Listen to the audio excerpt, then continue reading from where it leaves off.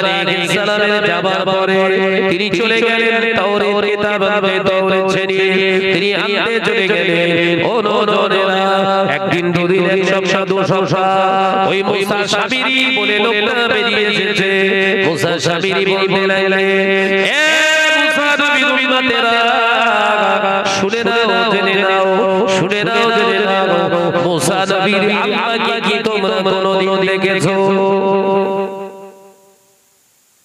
মুসা সামিরি লোকটা কি বলল মুসা আল্লাহকে খোদাকে তোমরা যে ইবাদত করো কোনদিন দেখেছো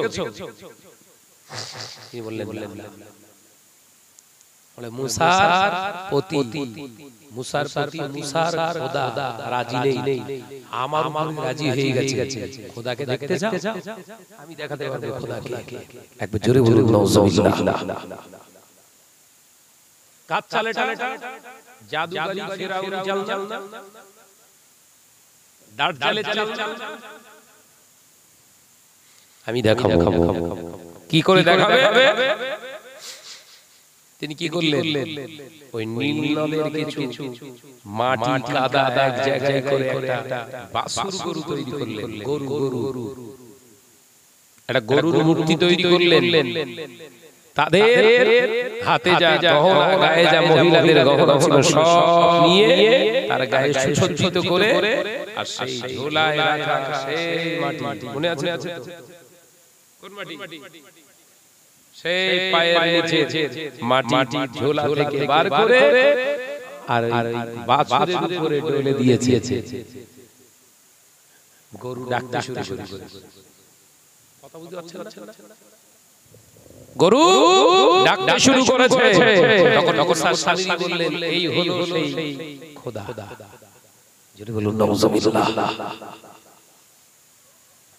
ও যুবকেরা বনি ইসরাইলের শিশুদের কিছু মানুষ ঈমান ছিলেন তারা ওর প্রতি ঈমান আনলেন না তারা ওর প্রতি ঈমান আনলেন না কিন্তু অধিকাংশ কি সম্প্রদায় এবং বনি ইসরাইল সম্প্রদায়ের কিছু মানুষ তারা সকলে খোদা বলে মেনে নিলেন হারুন আলাইহিস সালাম যদিও তিনিও নবী দাওয়াত দিচ্ছেন কোনো কাজ হয় না দেখতে পাওয়া যায় হারুনকে হুকুম দেয়া হলো তোমাদের ভণ্ডামি শেষ করে দেব একবারের জন্য কোনো কথা বলবে না হযরত হারুন আলাইহিস সালাম ভয়ে গিয়ে চুপটি মেরে আছে আল্লাহর নবী মুসা আলাইহিস সালাম ফিরে পড়লেন নিজের কওমের কাছে বনি ইসরাইল কি সম্প্রদায়ের কাছে ফিরে এসে দেখলেন মুসা আলাইহিস সালামের উম্মতেরা শিরকে নিমজ্জিত হয়ে গেলেন সবাই গরু পূজা বাছুর পূজা করতে শুরু করলেন আল্লাহ নবী মুসা আলাইহিস সালাম এসে হারুন আলাইহিস সালাম ভাইকে তিনিও নবী তাকে জিজ্ঞাসা করলেন এটা কি করে হলো বল মুসা আলাইহিস সালাম তো রাগী ছিলেন জানেন তো মুসা আলাইহিস সালাম রেগে গেলে গুসাতে আসলে মাথা চুল খাড়া হয়ে যেত এই কথা বুঝতে পারছেন মাথা চুল সোজা হয়ে যেত মুসা আলাইহিস সালাম রেগে গিয়ে ভাই হাতে জিজ্ঞাসা করলেন এই সর্বনাশ হলো কি করে তুমি দেখাওনি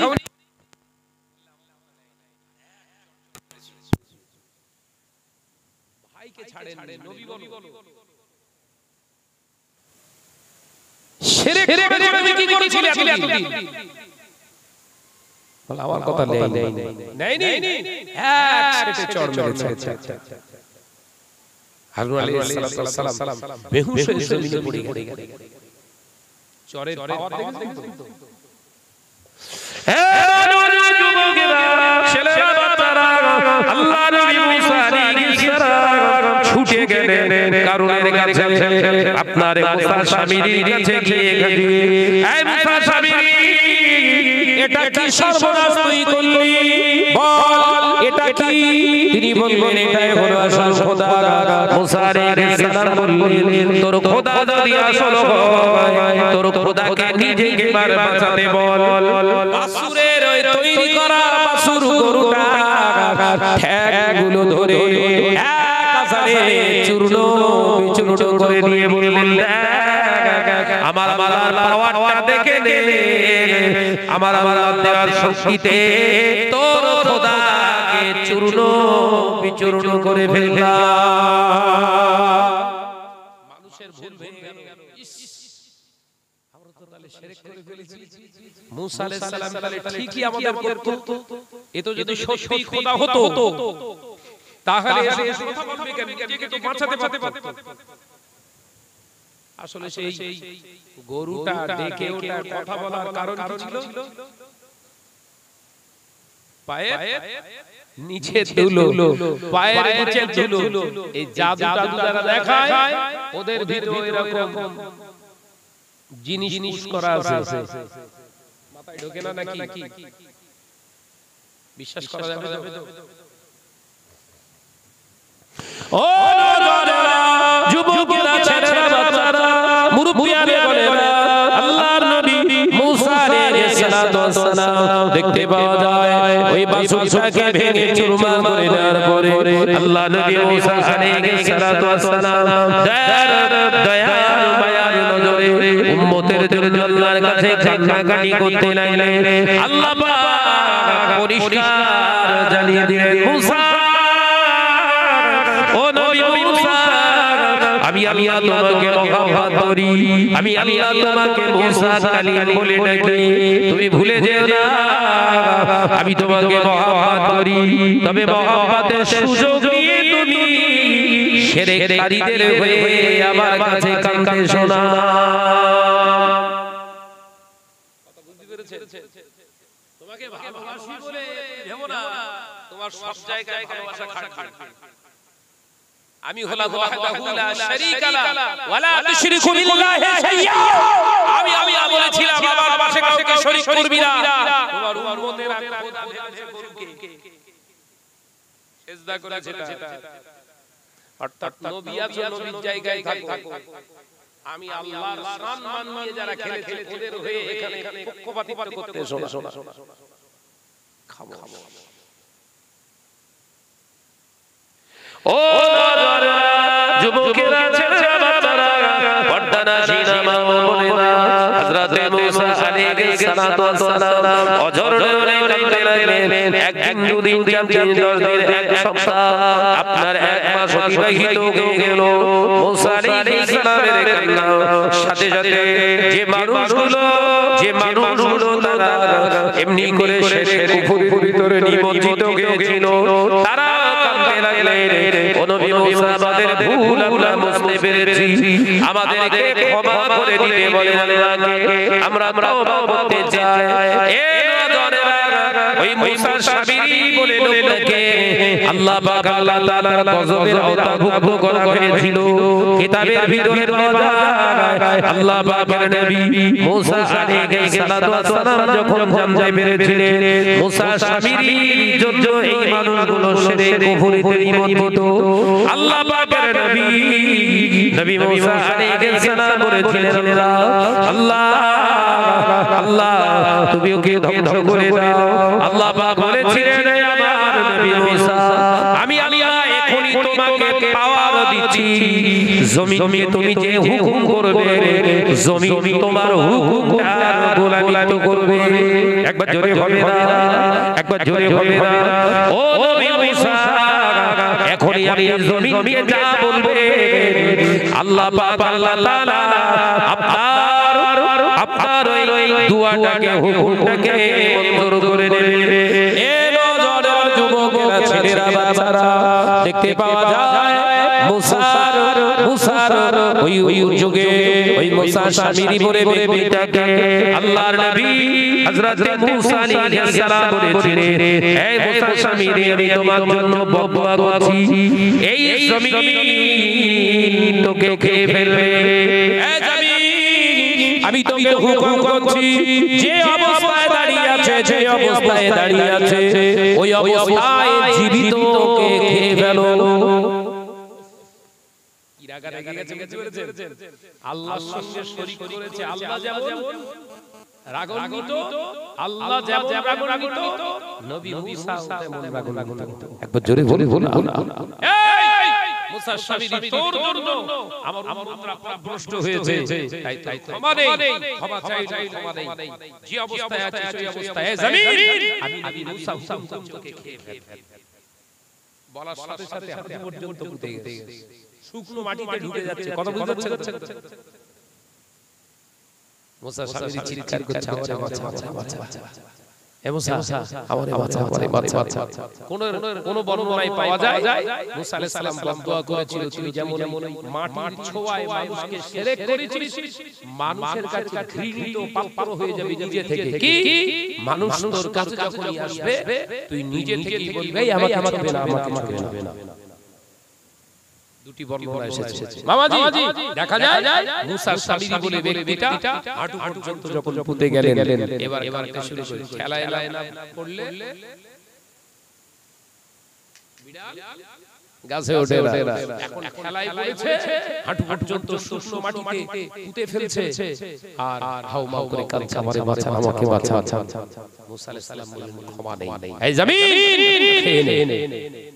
কোমর পর্যন্ত ঘুটে গেছে। ওই রকম তার সমস্ত ধন সম্পদ সহ তাকে জীবিত অবস্থায় মাটি খেয়ে ফেলেছিলেন। একবার জোরে বলে সুবহানাল্লাহ। কি অন্যায়ের জন্য? কি অন্যায়ের জন্য? শিরক করার সহযোগী, শিরক করার সহযোগী, শিরক করার রাস্তা দেখানে ওয়ালা শাস্তি, জীবিত কবর হয়ে যাবে। যারা এই জাদু দেখাচ্ছে ছাড়বে তো? এদের জিনিসগুলো আবার টাকা দিয়ে দেখতে যাচ্ছে, তোমার ছাড়বেন তো?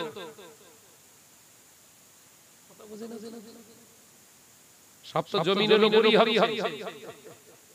এক জায়গায় বলছে ভাইজান জ্যান্ত কবর দিচ্ছে, জ্যান্ত মাটির ভিতরে কবর দিচ্ছে, অনেকক্ষণ করে আবার কবর থেকে উঠে আসছে, সেইভাবে জ্যান্ত কিচ্ছু হয়নি।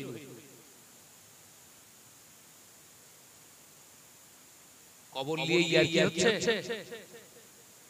কবর নিয়ে ইয়ার্কি হচ্ছে। যে ব্যক্তিটা কবর নিয়ে পাকামো করে, লোকের সঙ্গে এরকম ধোঁকা কারবার করে, ঈমান আছে? বলেন ঈমান আছে? একজন বেঈমান কাফেরের দেখানো কাজটা দেখে কি খুশি হচ্ছেন আপনি? কবে ভাববে না গরুর গোশত খেয়ে গরু হয়ে গেল সব? গরুর গোশত খেয়ে সব গরু হয়ে গেছে। যে ব্যক্তিটা কবরের সঙ্গে মশকরা করছে যে আমি কবরের ভিতরে জীবিত আছি, আমাকে কবর দেওয়ার পরে আবার আমাকে ওঠালো, আমি চলে আসব জীবিত অবস্থায়, যে কবরের সঙ্গে মশকরা করে তার এই মশকরাটা তুমি পছন্দ করছো? তোমার ঈমান আছে? আলেম ওলামা ডেকে গিয়ে তওবায়ে রদ্দে কুফর কালেমা পড়ে তাই আবার ফের থেকে মুসলমান হয়ে গেল। নালে তোমার কপালে কিন্তু বাস পড়বে। যারা সহযোগিতা করছো কপালে কিন্তু শনি ডেকে বসে আছে। হয়তো শাহনাজ ভাইয়ের কথা কিন্তু ভালো লাগবে না আজকে, কিন্তু যত দিন যাবে হাড়ে হাড়ে টের পাবে। ও নওজওয়ানেরা, আল্লাহ নবী মুসা আলাইহিস সালামকে আল্লাহ পাক জানিয়ে দিলেন, ও নবী মুসা আমি আল্লাহ তোমাকে জানিয়ে দিচ্ছি, শোনো, তোমার উম্মতেরা যে গুনাহ করেছে আমি আল্লাহ পাক ওই গুনাহ ক্ষমা করতে চাই না। ওই ক্ষমার যত গুনাহ করেছে আমি আল্লাহ শিরকের গুনাহ মাফ করি না, শিরকের গুনাহ আমি ক্ষমা করতে পারবো না। নবী মুসা আলাইহিস সালাম আমাকে জানালেন, ওগো রব্বুল আলামিন, আমি তোমার নবী হিসাবে তোমাকে বলছি, ওরা চায় তওবা করতে, তুমি তো গফুরুর রহিম, তুমি তো রহমানুর রহিম, তুমি ক্ষমাশীল, ক্ষমা করে দাও, দয়ার নজরে দেখে তাদেরকে মাফ করে দাও। হে নওজওয়ানেরা, যুবকেরা, আল্লাহ নবী মুসা আলাইহিস সালাম কাঁদতে লাগলেন উম্মতের জন্য। আল্লাহ নবী মুসার কান্না কবুল করে বললেন, ও নবী মুসা, আমি তোমার উম্মতের জন্য তওবা হিসাবে যেটা সিদ্ধান্ত নেব সেটা তোমার উম্মত মেনে নেবে। শুনতে পাচ্ছ? আমি যে তওবাটা দেব সেই তওবাটা উম্মতরা মেনে নেবে তো? মুসা আলাইহিস সালাম বললেন, আল্লাহ আমি জিজ্ঞাসা করে নেই, সমস্ত উম্মতদের ডেকে বললেন, আল্লাহ যে তওবা দেবে ওই তওবা মেনে নেবে তো? এক বাক্যে বললেন হ্যাঁ নবী মুসা আমরা জাহান্নাম থেকে বাঁচতে চাই, আমরা মেনে নেব। একবার জোরে বলুন না সুবহানাল্লাহ। আল্লাহ বাবা আল্লাহ তাআলা জানিয়ে দিলেন ও নবী মুসা আমি তোমার উম্মতের জন্য তওবা করলাম, তওবা পাঠিয়ে দিলাম। সেই তওবাটা হলো তোমরা অপেরিন ভাবে একে অপরকে কতল করো। কথা বুঝাচ্ছেন না? মুসা আলাইহিস সালামের উম্মতের শিরকের গুনাহ তওবা কি বলল? আলোচনা বুঝতে পেরেছেন কি তওবা? একে অপরকে কতল করবে, বাপ ছেলেকে করবে, ছেলে বাপকে করবে, মা নিজের সন্তানকে করবে, সন্তান নিজের মাকে কতল করবে। এইটাই হলো তওবা। তাফসীরের কিতাবে এসেছে পাগমারিনি বলো মুসা আলাইহিস সালাম উম্মতদের বললেন তোমাদের জন্য এটাই তওবা। পাগলের মতো কত কিছু বললেন, এ কি তওবা? ও মুসা আলাইহিস সালামের উম্মতিরা বললেন ও নবী মুসা 10 দিন মায়ের গর্ভে ছিলাম, ওই মাকে কি করে হাতে করে জবাই করব? যে সন্তানকে 10 দিন পেটে ধরেছিলাম ওই সন্তানকে কি করে আমি জবাই করব? যে স্ত্রীর সঙ্গে দীর্ঘদিন ধরে সংসার করেছি ওই স্ত্রীকে হাতে করে কি করে জবাই করব? যে স্বামীর খাওয়া দাওয়া, স্বামীর পরানো, স্বামীর পছন্দের জিনিস ব্যবহার করেছি ওই স্বামীকে কি করে হাতে করে জবাই করব? ও নবী মুসা একে অপরের ওপেনিং ভাবে খোলাখুলি ভাবে জবাই করতে গেলে ভয় লাগে, কষ্ট লাগে। ও নবী মুসা আল্লাহকে বলুন আল্লাহ জানো এই তওবাটার জন্য একটু দয়া করে। কি দয়া করে? এমন জিনিস তৈরি করে দেও। আমরা এই তওবাকে মঞ্জুর করছি, অবশ্যই আমরা তওবা করব, কিন্তু আপনি আল্লাহকে বলুন আমরা যেন একে অপরকে না দেখতে পাই, যেন সরাসরি চোখে চোখে চোখ ফেলে যেন আমরা জবাইটা না করি। আমাদের মাঝখানে যেন একটা পট সিস্টেম করে, তাহলে আর দয়া মায়া না রেখে একে অপরের জবাই করতে অসুবিধা হবে না। কিন্তু দয়া পেটে গর্ভে ধারণ করা গর্ভধারিণী মা কি করে জবাই করবে? ওপেন সে আমার সামনে দাঁড়িয়ে থাকবে। আল্লাহ নবী মুসা আলাইহিস সালাম সিজদায় পড়ে গেলেন। রব্বুল আলামিন আমার উম্মতেরা মেনে নিয়েছে আপনার তওবা, আপনার দেওয়া তওবাকে মঞ্জুর করেছে। তবে আমি মুসা আপনার নবী আপনার কাছে দোয়া চাই, কিছু একটু করুন, এমন কিছু করে দিন ওরা যেন ওপেনিং ভাবে কেউ কাউকে না দেখতে পায়, খোলাখুলি যেন কেউ কাউকে না চিনতে পারে। আল্লাহ পাক জানিয়ে দিলেন নবী মুসা ব্যবস্থা আমি আল্লাহ করে দিলাম, আসমান থেকে কুয়াশা নামিয়ে দিলাম। আল্লাহ তাআলা আসমান থেকে ঘন কুয়াশা এমন নামিয়ে দিয়েছে কেউ কার দেখতে পায় না। এত ঘন কুয়াশা জমিনের উপরে অবতরণ হলো। ও বাবাজি আল্লাহ নবী মুসা আলাইহিস সালাম বললেন এবার তওবা শুরু হয়ে যায়। তলোয়ার দিয়ে একে অপরকে মার্ডার করতে লাগলেন, জবাই করতে লাগলেন। বেটা বাপকে জবাই করে, বাপ বেটাকে জবাই করে, সন্তান নিজের মা বাপকে জবাই করে, সন্তানকে পিতামাতা জবাই করে, স্বামী স্ত্রীকে জবাই করে, স্ত্রী স্বামীকে জবাই করে। রক্তের স্রোত বয়ে চলছে, নবী মুসা পায়েতে রক্ত এসে জমা হলো। আল্লাহ নবী মুসা রক্ত দেখে হাউ হাউ করে কাঁদছেন, তোমার দেওয়া তওবাকে মঞ্জুর করে দাও, তোমার দেওয়া তওবাকে মঞ্জুর করে দাও। এরা যদি তওবা করে যদি সবাই যদি মারা যায়, তোমাকে আল্লাহ বলে মেনে নেবে কারা? তোমাকে আল্লাহ বলে স্বীকার করবে আর কারা? মুসা আলাইহিস সালামের কান্নাকে আল্লাহ কবুল করে বললেন, যা মুসা আমি আল্লাহ পাক জানিয়ে দিলাম আজকের পর থেকে কিয়ামত পর্যন্ত আমি আল্লাহ জানিয়ে দিলাম শিরক যারা করবে তাদের জন্য যে দৃষ্টান্ত দিয়ে গেলাম আমার পাশে যেন কেউ শরীক না করে আমি আল্লাহ এটা তার একটি দৃষ্টান্ত রেখে গেলাম পৃথিবীর জমিনে যারা শিরক করবে তাদেরকে আমি ক্ষমা করব না এটাই হলো তার নমুনা জোরে বলুন সুবহানাল্লাহ তাহলে জাদুকরের জাদু দেখে ম্যাজিশিয়ানের ম্যাজিক দেখে যদি আনন্দিত হয় তার কপালেও বজ্রাঘাত করবে আর যে দেখাচ্ছে ও তো ফ্রি টক টাইমে বজ্রাঘাত পাবে খেয়াল থাকবে তো যে মুসলমানের ইন্ধনে মুসলমান এলাকায় এই কার্যক্রমগুলো চালাচ্ছে যাদের সহযোগিতায় এগুলো ধোলাই খেতে হবে না এই কথা বলছেন না কেন সাবধান হন তৃতীয় নম্বরে আল্লাহ নবী জানিয়ে দিলেন যারা পিতামাতার অবাধ্য সন্তান এদের দোয়া এদের ইবাদত আল্লাহর দরবারে কবুল হবে না দুটো বলিস তো সাতজন ব্যক্তির দোয়া আল্লাহ করবে না বললাম কি কোন নম্বর হচ্ছে দুই নম্বর হয়ে গেছে এক নম্বর কি বললাম শিরককারী দ্বিতীয় নম্বর ম্যাজিশিয়ান তৃতীয় নম্বর কি মা বাপের অবাধ্য হওয়া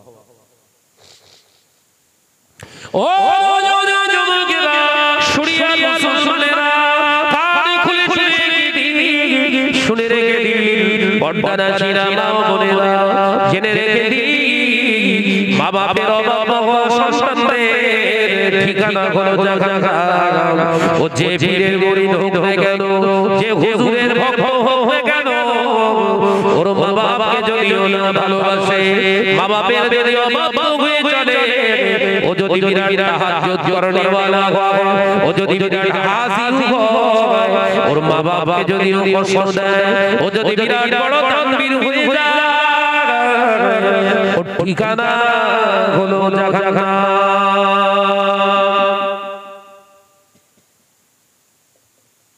মা বাপের অবাধ্য হওয়া সন্তান সমাজে বেড়েছে না কমেছে গো এই শুরিয়া এলাকায় কি খবর বলো না বেড়েছে না কমেছে এই আমার আলোচনায় অসুবিধা হচ্ছে আপনাদের কষ্ট হচ্ছে বাপ একটু তাকবীর দেন দেখি না নাই তাকবীর ওজা তাকবীরের বিরুদ্ধে কি মনে হচ্ছে ঘুমলি ভালো হয় একটু ঝেড়ে মারতে হবে প্রাণ খুলে বলো নারায়ে তাকবীর হলো না নারায়ে তাকবীর মহাদেশ শেষে জিকির করে লা ইলাহা ইল্লাল্লাহ একটু আওয়াজ দিয়ে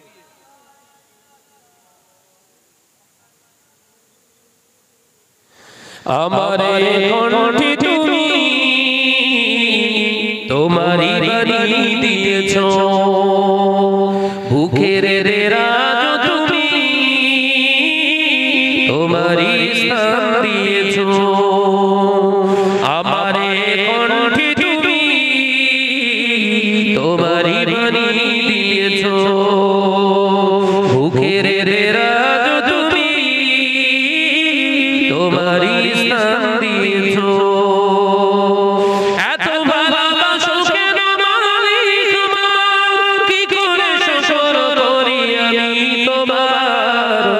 করে শুকর করি আমি তোমার জোরে হবে না একটু চিল্লে হবে না আমারে কণ্ঠে তুমি তোমারি বাণী দিয়েছো লা ইলাহা ইল্লাল্লাহ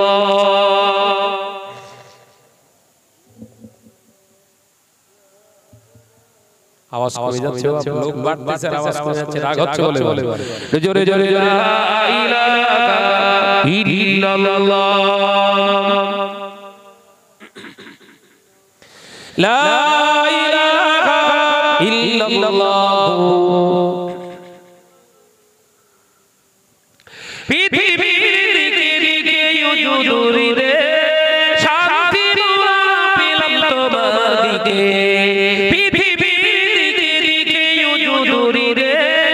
শান্তি পেলাম তোমার দিকে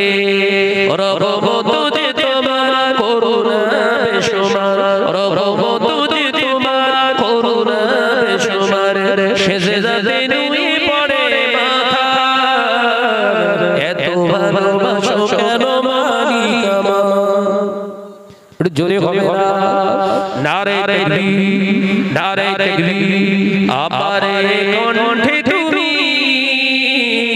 তোমারই বাণী দিয়েছো মুখের রাজ তুমি তোমারই স্থান দিয়েছো এত ভালোবাসো কেন মালিক আমার কি করে শুকর করি আমি তোমার কি করে শুকর করি আমি তোমার লা ইলাহা ইল্লাল্লাহ মাশাআল্লাহ লা ইলাহা ইল্লাল্লাহ আকাশে যত দেখি শত তারা তোমার জিকিরে এত ভরা আকাশে যত দেখি শত তারা তোমার তাসবিহে এত ভরা তুমি যে রহমান তুমি যে দয়াবান তুমি যে রহমান তুমি যে দয়াবান করুণা সারা পৃথিবীময় এত ভালোবাসো কেন মালিক আমার একবার জোরে হবে না আমার কণ্ঠে তুমি তোমারই বাণী দিয়েছো বুকের রাজ তুমি তোমারই স্থান দিয়েছো এত ভালোবাসো কেন মালিক আমার কি করে শুকর করি আমি তোমার কি করে শুকর করি আমি তোমার লা ইলাহা ইল্লাল্লাহ জোরে জোরে লা ইলাহা ইল্লাল্লাহ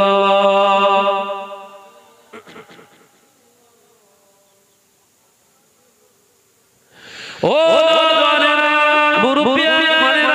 আল্লাহ নবী মদিনার মসজিদে নবী শরীফে বসে আছে একজন সাহাবী মহিলা আমার রাসূলুল্লাহ দরবারে এসেছে আসসালামু আলাইকা ইয়া রাসূলুল্লাহ হাবিবাল্লাহ হুজুর দয়া করে আমার বাড়িতে একটু চলুন কেন কি হয়েছে আম্মা আল্লাহ নবী ওই সাহাবী মহিলা বলেছিলেন ইয়া রাসূলুল্লাহ হাবিবাল্লাহ আমি হলাম আমার প্রাণপ্রিয় একজন সাহাবী রাহিয়া নাম তার আলকামা ইয়া রাসূলুল্লাহ হাবিবাল্লাহ আপনার সাহাবী অসুস্থ অবস্থায় পড়ে রয়েছে জবান দিয়ে কলেমা বার হয় না ইয়া রাসূলুল্লাহ হাবিবাল্লাহ জবান দিয়ে তার কলেমা বার হয় না হুজুর আপনি শীঘ্রই চলুন আপনি যদি না যান আপনার উপস্থিতি যদি না হয় আমার মনে হয় স্বামী আমার বিনা কলেমায় মারা যাবে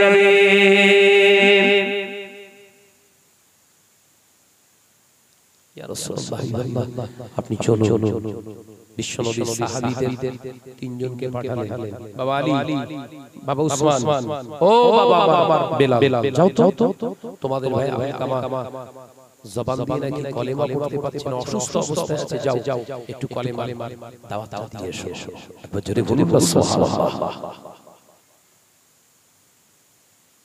বাবা গুরুত্ব বোঝাচ্ছি আলোচনা মাথায় ঢুকছে তো নাকি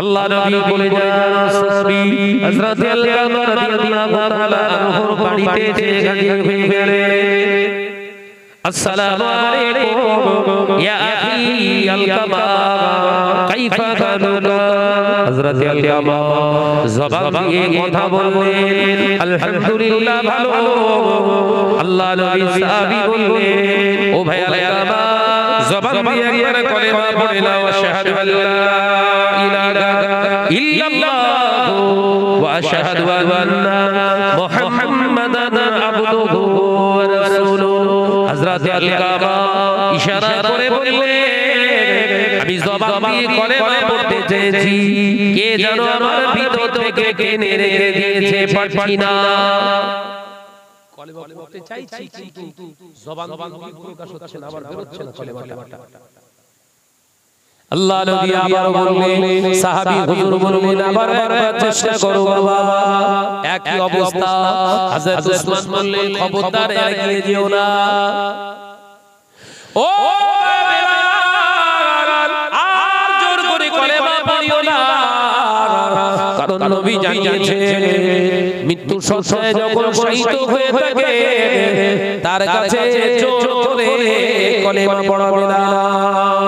একবার যদি সে কলেমা না পড়তে যাওয়া স্বীকার করে, দ্বিতীয়বার তাকে জোর করে কলেমা দাওয়াত দিতে যেও না। সে যদি ইনকার করে আর ওই মুহূর্তে যদি ইন্তেকাল হয়ে যায়, কিয়ামতের দিন তোমাকে আসামির কাঠগড়ায় দাঁড় করাবে। মনে থাকবে তো? মৃত্যু শয্যায় শয়িত আছে, অসুস্থ অবস্থায় আপনি গিয়ে বলছেন, ভাইজান, দাদুজান, দাদিজান, নানিজান, নানাজান, ভাই আমি বলছি একবার কলেমা পড়েন তো, লা ইলাহা ইল্লাল্লাহ মুহাম্মাদুর রাসূলুল্লাহ। আপনার দিকে চেয়ে আছে, গাল, মুখ, ঠোঁট কিছু নাচছে না। আবার বলে, ভাইজান একবার পড়েন। যদি দ্বিতীয়বার একই অবস্থায় হয়, তৃতীয়বার তাকে কলেমার দাওয়াত বলা যাবে না। খেয়াল থাকবে তো? আমার মা বোনেরা সম্পূর্ণ শুনছে। মৃত্যুর শয্যায় শয়িত, মাতার কাছে গিয়ে ভো করে কোরআন তেলাওয়াত হচ্ছে।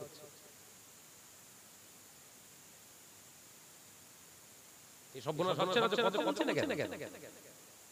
মানুষ যখন মালিকুল মউত আজরাইলকে দেখে, যে মানুষটা দেখতে পায়, দুনিয়ার কোনো খেয়াল খায়েশ চিন্তা তার ভিতরে থাকে না। সে দিওয়ানা হয়ে থাকে, বারবার বুঝতে থাকে। কোরআন শোনাচ্ছ?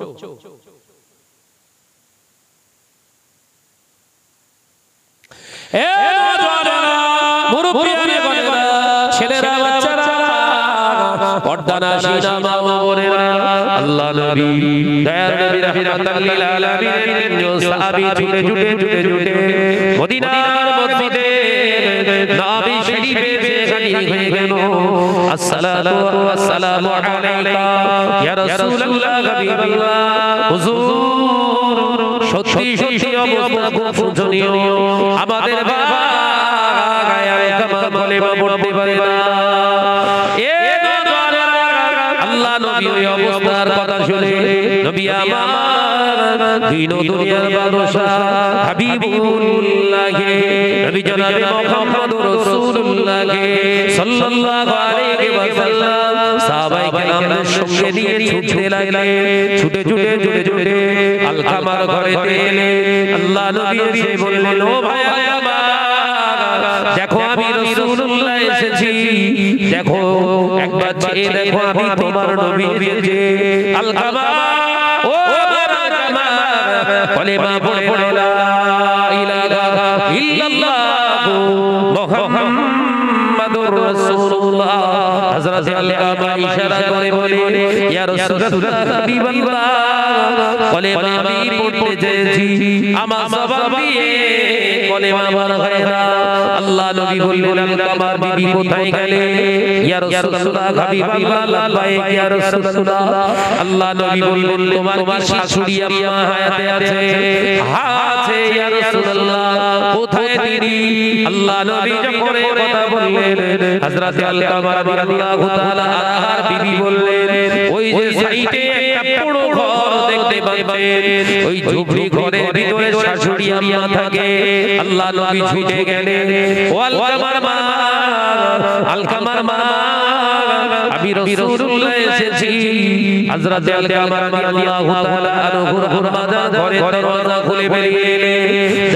নবীকে দেখে হাউমাউ করে কাঁদতে শুরু করলেন, ইয়া রাসূলুল্লাহ, ইয়া হাবিবাল্লাহ, হুজুর আমার দরবারে আপনি এসেছেন, কেন আসলেন? ইয়া রাসূলুল্লাহ হাবিবাল্লাহ, আমাকে সংবাদ দিতে পারবেন, আমি যেতাম। আল্লাহ নবী বললেন, আলকামা, আমি এগিয়ে আসে না, আমার আমার উম্মতি যদি ক্ষতিগ্রস্ত হয়ে যায় আমি নবী সইতে পারি না। আমার উম্মত ক্ষতিগ্রস্ত হয়ে যাচ্ছে, আলকামার মা তুমি, আলকামার মা আমার মা, তুমি আমার প্রতি সন্তুষ্ট। আগুন হয়ে গেছে। ইয়া রাসূলুল্লাহ, হাবিব ওর কথা বলবেন না। মাতার মানে খুব খুশি নাকি? আলকামার কথা আমাকে বলবেন না, হুজুর অন্য কথা বলুন, আমি আপনার সব কথা মেনে নেব, আলকামার কোনো কথা নেব না। নবী বুদ্ধি করেছে কোথায় চাবি মারা, চাবি মারা কথা বোঝা যাচ্ছে। খুব হুজুর হুজুর করতেছ না, বড় হচ্ছে বাবার মা। একবার জোরে হবে না? জোরে জোরে একটু ঝেড়ে হবে না? সুবহানাল্লাহ। খুব পীর পীর করতেছো, বড় বড় দুনিয়ার যত বিদাতের পায়ে চুমু খেলে ফেরেশতে চৌকাঠে চুমা খাওয়া হবে, একটা হাদিস নেই।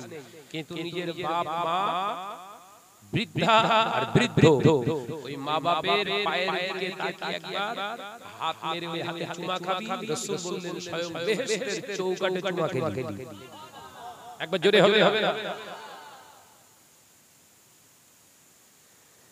সকালে ফজরের নামাজ আদায় করে মায়ের দিকে একবার তাকাবি, বাপের দিকে একবার তাকাবি, মনে মনে করবি এটাই হলো আমার আম্মা, এটাই হলো আমার আব্বা। খুশির নজরে তাকাবি, মা তোর ওই তাকানোটা দেখে একে মুচকে হেসে ফেলবে। মকবুল হজের সওয়াব আল্লাহ সাথে সাথে নামায়ে আমলে নোটেট করে দেবে।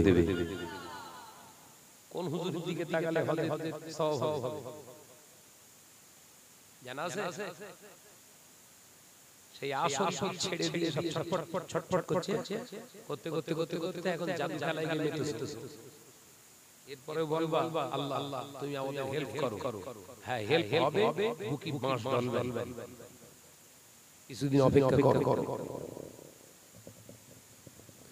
এ নওজোয়ান যুবকেরা, ছেলেরা, বাচ্চারা, পর্দানাশীনা মা বোনেরা, শুরিয়া মুসলমানেরা, আল্লাহ নবী কলেজা সাহাবী হযরত আলকামা রাদিয়াল্লাহু তাআলা আনহু নাজার দদ করে কইতে লাগলেন। আল্লাহ নবী বললেন, মা আলকামা মা, আপনি দেরি করবেন না, আমার আলকামা কলেমা পড়তে পারে না, ওই অবস্থায় যদি আমার আলকামা মারা যায় জাহান্নামে যাবে, আমি নবী ওর জানাজা পড়তে পারবো না। হযরত আলকামার মা বললেন, ইয়া রাসূলুল্লাহ, হাবিবাল্লাহ, ও যদি জাহান্নামে যায় ওকে যেতে দেন।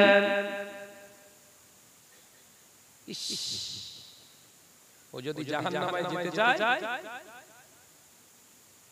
যেতে দেন, ওর বিষয় বলবেন না। আল্লাহ নবী দেরি করলেন না, সংক্ষেপ, হে আমার সাহাবীরা, সময় তো বিরাট সংক্ষেপ, দেরি করো না, শুকনো কাঠ জোগাড় করো, শুকনো কাঠ জোগাড় করো। সাহাবায়ে কেরামেরা তাড়াহুড়ো করে শুকনো খাজুর গাছের বাকল, খাজুর গাছ যেখানে যা ছিল জড়ো করলে। আল্লাহ নবী বললেন, আগুন লাগিয়ে দাও, আগুন লাগিয়ে দেও, দাও দাও দাও দাও করে জ্বলছে। এমনি করে আগুনের স্ফুলিঙ্গ উপরের দিকে শিখা উঠছে।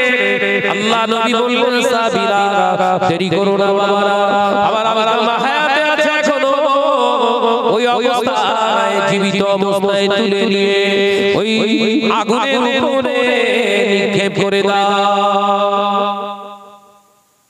জ্যান্ত আছে এখনো, মরলি হবে না, জ্যান্ত অবস্থায় পড়াতে হবে শিগগিরই। এই ছেলেরা ওয়াজ মাথায় ঢোকে, কার কথা বলছি? নবী সাহাবী বলো, ঠ্যাং ঘুরিয়ে কাঁধে ধরে বলো,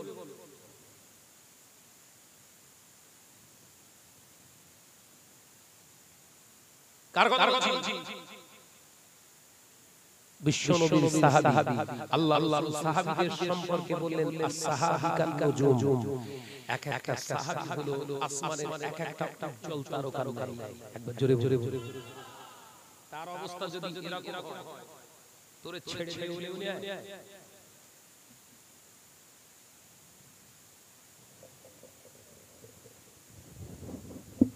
ও যুবকেরা হযরত উমার রাদিয়াল্লাহু তাআলা আনহু যখন ঈদ করে সাহাবায়ে কেরামদের দিকে নবী জানালেন আল্লাহ নবী আওয়াজটা পবিত্র জবান দিয়ে জোরে করে গুলাম করে আওয়াজ করে আবার একবার বললেন ও সাহাবীরা আমার আল্লাহকে ওই আগুনের উপরে জীবিত অবস্থায় ফেলে দাও মা দুঃখিনী মা সহ্য করতে পারে না সন্তান যতই বয়সী করো সন্তান যতই অভাব হোক মা সব মেনে নেবে সন্তানের ক্ষতি মানবে না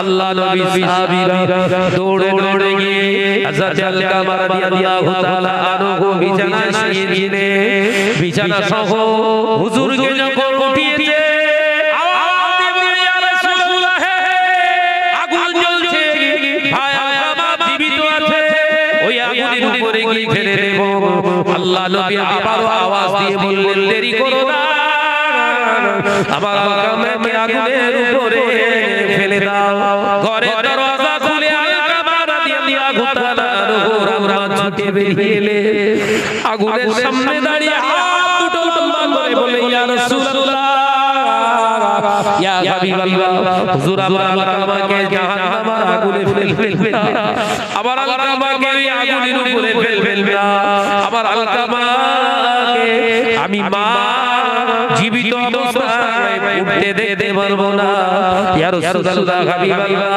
আমার আলকামা যদি আগুনের উপরে পড়ে যায় যে আলকামাকে আমি 10 মাস ধরে গর্ভে ধারণ করেছিলাম আমার আলকামা 10 দিন পরে দুনিয়ায় এসেছিল যে আলকামাকে আমার বুকের এক এক ফোঁটা দুধ খাইয়ে মানুষ করেছি আজকেও বড় হয়েছে বিবি ছেলে পোলাকে নিয়ে শান্তিতে থাকে আমি মার খোঁজ নেয় না দেখতে যাই ইয়া রাসূলুল্লাহ হাবিবাল্লাহ হুজুর আপনি আমার আলকামাকে জীবিত অবস্থায় আগুনে ফেলে দেবেন না আল্লাহ নবী বললেন মা এছাড়া আমার উপায় নাই আপনি যদি ক্ষমা না করেন আমার আলকামা বেঈমান অবস্থায় মারা যাবে কলেমা পড়তে পারবে না কারণ আপনার মনে কষ্ট দিয়ে রেখেছে আপনার ওই বদদুয়ায় আলকামার ভিতর থেকে চাবি পড়ে গেছে ভিতর থেকে ওর মোহর ভরা হয়ে গেছে আপনি যতক্ষণ না চাবিটা খুলে দেন ক্ষমা যদি না করেন আলকামা জবান দিয়ে কলেমা পড়তে পারবে না ও যদি ওই অবস্থায় মারা যায় আমি নবী ওর জানাজা পড়তে পারবো না আমি নবী ওর জানাজায় শরীক হতে পারবো না আমি নবী আমার উম্মাত জাহান্নামে যাবে আমি সহ্য করতে পারবো না ও আমার মা সেই জন্য আমি জীবিত অবস্থায় আগুনে ফেলে দিতে চাই আমি জীবিত অবস্থায় আগুনে ফেলে দিতে চাই হযরত আলকামা রাদিয়াল্লাহু তাআলা আনহু মাজান বলেছিলেন ইয়া রাসূলুল্লাহ হে হুজুর আমি ওর মা হয়ে আপনাকে সাক্ষী রেখে সাহাবা হুজুরদের সাক্ষী রেখে আমি আমার আলকামা সমস্ত ত্রুটিগুলোকে আমি আল্লাহর রাস্তে মাফ করে দিলাম আরেকটু জোরে বলুন না আরেকটু জোরে বলুন না নারে তাকবীর হযরত আলকামা রাদিয়াল্লাহু তাআলা আনহু আম্মা জান যখন বললেন আল্লাহর রাস্তে মাফ করে দিলাম সাথে সাথে চাবি খুলে গিয়েছে জবাব দিয়ে কলেমা পড়তে লাগলেন লা ইলাহা ইল্লাল্লাহ লা ইলাহা ইল্লাল্লাহ লা ইলাহা ইল্লাল্লাহ মুহাম্মাদুর রাসূলুল্লাহ সাথে সাথে জবাব খুলে গেল কলেমা পড়তে লাগলেন এ নওজোয়ান যুবকেরা ছেলেরা বাচ্চারা আমি আপনাদের বোঝাতে চেয়েছিলাম মা বাপের যারা কষ্ট দেয় আল্লাহর পক্ষ থেকে মোহর মেরে দেয়া হয় মা বাপকে কষ্ট দাও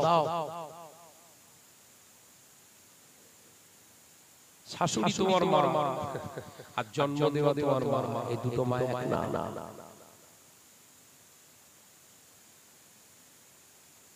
শাশুড়ি তোমার মা আর জন্ম দেওয়া তোমার মা, এই দুটো মা এক নয়।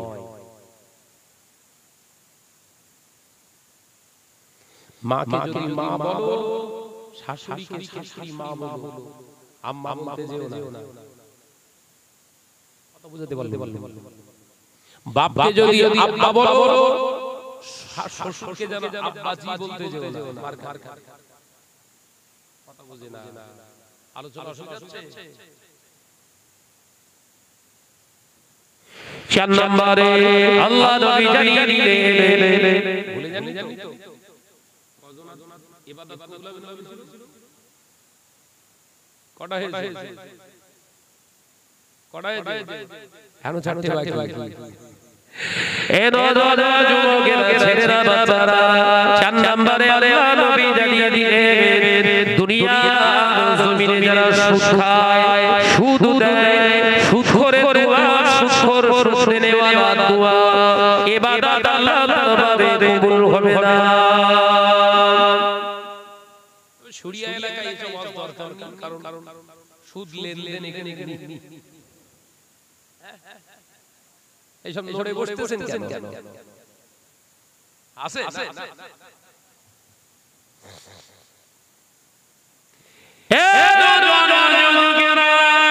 সুদ দেনেওয়ালা সে যতটা পাপী, সুদ খানেওয়ালা সে ততটা পাপী।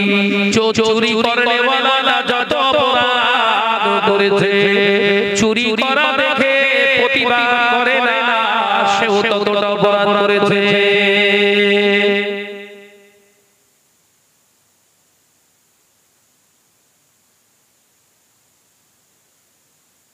ওরা জানে ও বুঝতেছে, এবার আমার বলতে দেখে ওদেরকে সামনে রেখে যাব।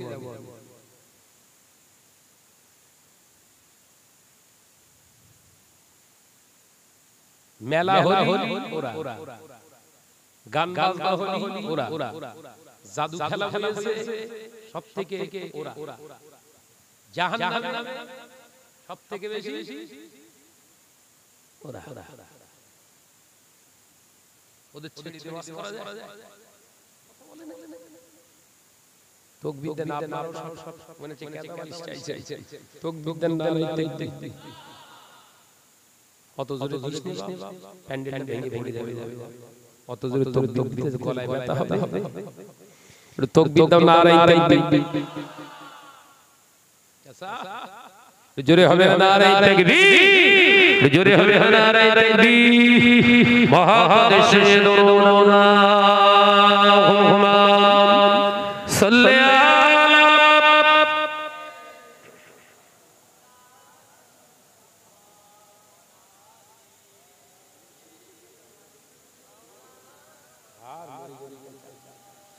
মহাদেশে বড়িয়া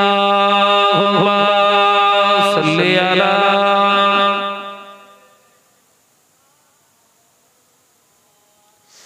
وعلى آله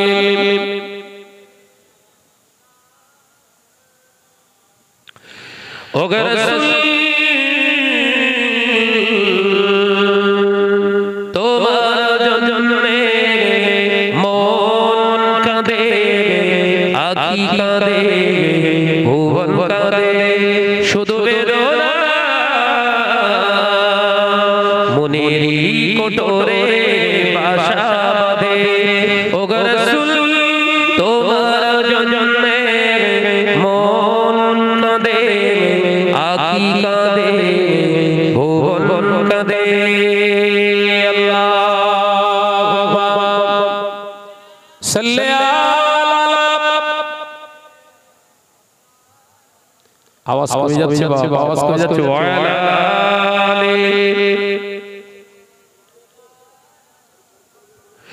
তুমি তাই মদিনায় আলো হলো সারা ভুবনময়।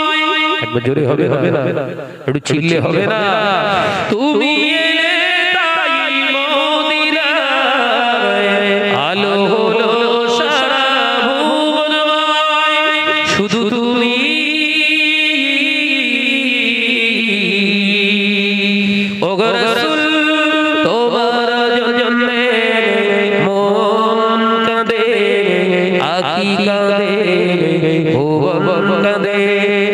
বেদনা মনেরই কোটরে বাসা বাঁধে ও গো রাসূল তোমার জন্যে মন কাঁদে আখি কাঁদে ভুবন কাঁদে আল্লাহুম্মা সাল্লি আলা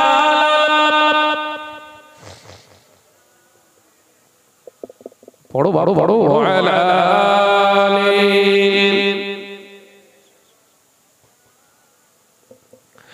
মায়াবিনার কুলিরা উজাড় করে দিল তা তোমারই আগমনের উসিলায় মরুভূমিতে ফুল ফোটায় একবার যদি হবে না একটু ছিললে হবে না শুধু তুমি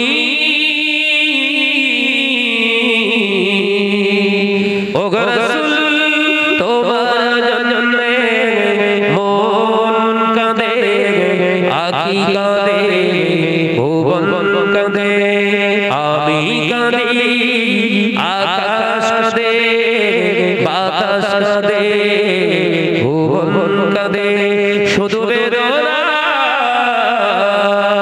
মনেরই কোটরে বাসা বাঁধে ও গো রাসূল তোমার জন্যে মন কাঁদে আখি কাঁদে ভুবন কাঁদে আল্লাহুম্মা সাল্লি আলা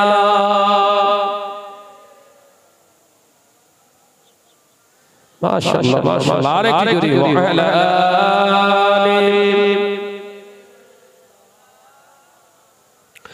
ও নওজওয়ানেরা যুবকেরা ছেলেরা বাচ্চারা পর্দানাশীনা বোনেরা সুদ যারা সুদ খায় আল্লাহ নবী পাক জবানে জানিয়ে দিলেন যারা 1 টাকা সুদের টাকা খায় 70টা নিকৃষ্টতম কবিরা গুনাহ লেখা হয় ওই সুদখোরের নামে আমলে 70টা নিকৃষ্টতম কবিরা গুনাহ লেখা হয় ওই 70টা কবিরা গুনার ভিতরে সবথেকে নিম্ন গুনাহ ছোট গুনাহ হলো নিজের গর্ভধারিণী মা জনম দুঃখিনী মায়ের সঙ্গে 36 বার জেনা করলে যে গুনাহ হয় সুদখোরের মায়া বলে তার থেকে বেশি আরো গুনাহ লেখা হয় আল্লাহ নবী পাক জবানে জানিয়ে দিলেন সুদ দাতার নামায় আমলে একই গুনাহ লেখা হয় তাহলে মহিলারা যদি সুদের টাকা তোলে ওদের নিজের জন্ম দেওয়া পিতার সঙ্গে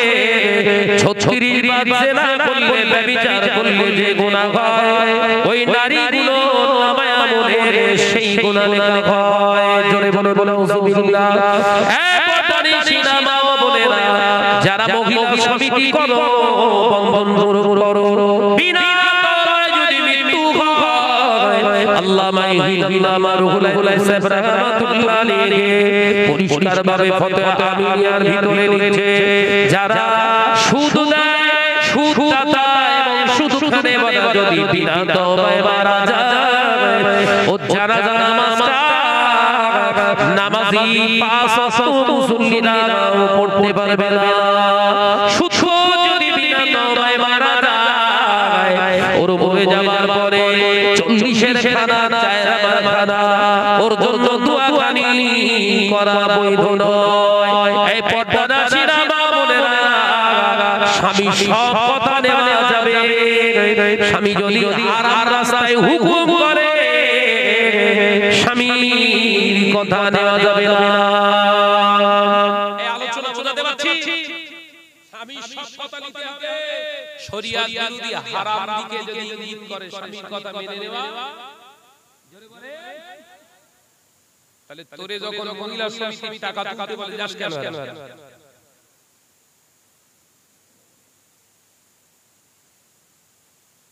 বন্ধন গ্রুপের 5.5 বছরে বলে তুই দাবি কেন ও যদি তোকে মেরে ফেলায় আলহামদুলিল্লাহ শহীদের দরজা পাবে জোরে বলে যাস না এই 40 বছরের জিন্দেগি সংসার বাঁচানোর জন্য আখিরাতের জীবনের সংসারটা শেষ করে দিস না। এটা কোনো বুদ্ধিমানের কাজ না।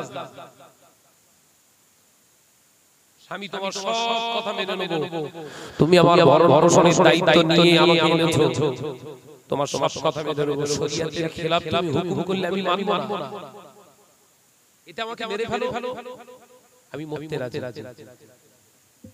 এই কথা বুঝতে পারছেন?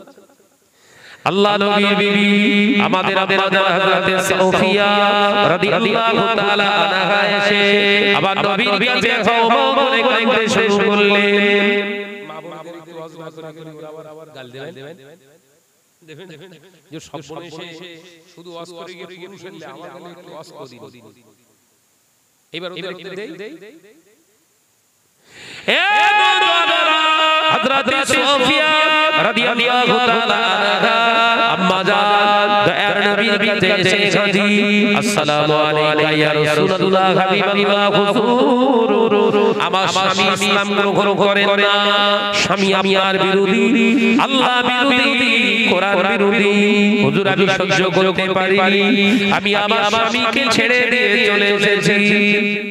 জোরে বলি না, দেখেছেন আল্লাহ মানে না, রাসূল মানে না, কোরআন মানে না, আমি ছেড়ে পালিয়েছি আপনার কাছে, এবার আপনার ফয়সালাটা কি করবেন? একবার জোরে বলবেন না। আল্লাহ নবী সাহাবায়ে কেরাম লক্ষ্য করে বললেন, বাবা সাহাবীরা আমার সাফিয়াকে জীবন সঙ্গিনী হিসেবে কবুল করবে বলো। মাশাআল্লাহ আওয়াজ দিতে ঠিক আছে। কি বলছে? আমার সাফিয়াকে কে বিবির মর্যাদা দিতে চাও? হাদিস পাকে এসেছে, কিতাবে এসেছে, আম্মা জান সাফিয়া বয়স একটু বেশি, কথা বুঝা যাচ্ছে না? বয়স অনেক বেশি হয়ে গেছে, তার মানে 60 প্লাস। এমন মহিলাকে স্ত্রীর মর্যাদা দেবে কে? সাহাবীরা রেসপন্স দিলেন না, কোনো সাড়া শব্দ দিলেন না। আল্লাহ নবী বললেন, সাফিয়া ও সাফিয়া শুনে রেখে দাও, কেউ তোমার স্ত্রীর মর্যাদা নিতে চায় না, তোমার দায়িত্ব নিতে চায় না, কোরআন আল্লাহ রাসূল তোমাকে ছেড়ে দেবে না। একবার জোরে বলি না সুবহানাল্লাহ। ও সাফিয়া আমি নবী যদি তোমার বিবি হয়ে যায়, আমি নবী যদি তোমার বিবি হয়ে যায়, আমি নবী যদি তোমার স্বামী হয়ে যায়, তুমি যদি আমার বিবি হও, এতে কি কোনো সমস্যা আছে? আম্মা জান হযরতে সাফিয়া রাদিয়াল্লাহু তাআলা আনহা মুচকি হেসে বলেছিলেন, ইয়া রাসূলুল্লাহ হাবিবাল্লাহ, আমার মতো মানুষকে আপনি যদি স্ত্রীর মর্যাদা দেন, এর থেকে নসিব আর কি বড় আছে? একবার জোরে বলবেন না।